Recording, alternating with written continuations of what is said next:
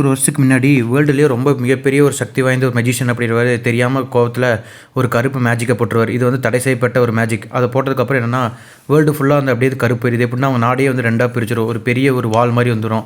இதுக்குள்ளே போகிறவங்க யாருனாலே உயிரிட்டு வெளியே வர முடியாதுன்னா நிறைய மனுஷங்களாம் மான்ஸ்டர்ஸ் ஆயிடுவாங்க. நிறைய பேர் உள்ளே போய் அங்கேயே இறந்துருவாங்க. என்னதான் சக்தி இருந்தாலும் அதுக்குள்ளே போனால் ஒரு சாவு மட்டும்தான் மிச்சம். இப்படி இருக்கும். அப்போ வந்து ஹீரோயினோட அப்பா அம்மா அந்த மாதிரி இறந்துருப்பாங்க. ஹீரோயின் வந்து தனியாக தான் வாழ்ந்திருப்பாங்க. இவங்க என்ன பண்ணுவாங்கன்னா ஹீரோயினுக்கு வந்து நல்ல ஒரே சக்தி இருக்கும். இவங்க வந்து ஒரு 10 வருஷம் கழிச்சு ஒரு மேப்பெல்லாம் வரைகிற மாதிரி ஆயிடுவாங்க. இது வந்து ஹீரோட ஃப்ரெண்டு. இவர் வந்து ட்ராக் பண்ணி இந்த மாதிரிலாம் இருப்பாங்க. இந்த சைடு இருக்கவங்களுக்கு எல்லாத்துமே குட்டி குட்டி மேஜிக் பவர் இருக்கும். இந்த மாதிரிலாம் அவங்க வந்து ஒரு டீம் ஆர்மியாக இருப்பாங்க. இது வந்து 2 ஆர்மி இருக்கும். ஒன்று செகண்ட் ஆர்மி, இன்னொன்று வந்து ஃபஸ்ட் ஆர்மி இருக்கும். ஒரு நாள் என்ன பண்ணிடுவாங்க, செகண்ட் ஆர்மிக்கு ஒரு மிஷன் கொடுப்பாங்க. நீங்களாம் அந்த டார்க்னஸை தாண்டி இருக்கிற சப்ளைஸ்லாம் எடுத்துகிட்டு அந்த சைடு போகணும் அப்படிம்பாங்க. அப்போ வந்து இதுக்கு ஹெல்ப்புக்கு வந்து ஃபஸ்ட் ஆர்மியை கூப்பிட்டு 2 இது பண்ணிடுவாங்க. அப்போ ஹீரோயினோட ஃப்ரெண்டு வந்து போக சொல்லிடுவாங்க. ஹீரோயின் வந்து நானும் போகிறேன் அப்படின்னு சொல்லுவாங்க. யாரும் ஒத்துக்கவே மாட்டாங்க. இப்போ என்ன பண்ணுவாங்க, ஹீரோயினுக்கு வந்து ஒரு ஐடியா தோணும். இங்கே இருக்க மேப் எல்லாம் நம்ம வந்து அழிச்சிட்டோம்னா திரும்ப அவங்க இது பண்ணுவாங்க சொல்லிட்டு ஹீரோயின் யாருக்குமே தெரியாமல் கேம்பில் போய் இருக்கிற மேப்பெல்லாம் இது பண்ணிடுவாங்க. இப்போ என்ன சொல்லுவாங்க, வேறு வழியே இல்லாமல் ஹீரோயின் நீங்கள் போங்க, ஒரு புது மேப்பை உருவாக்குங்க அப்படின்னு சொல்லிடுவாங்க.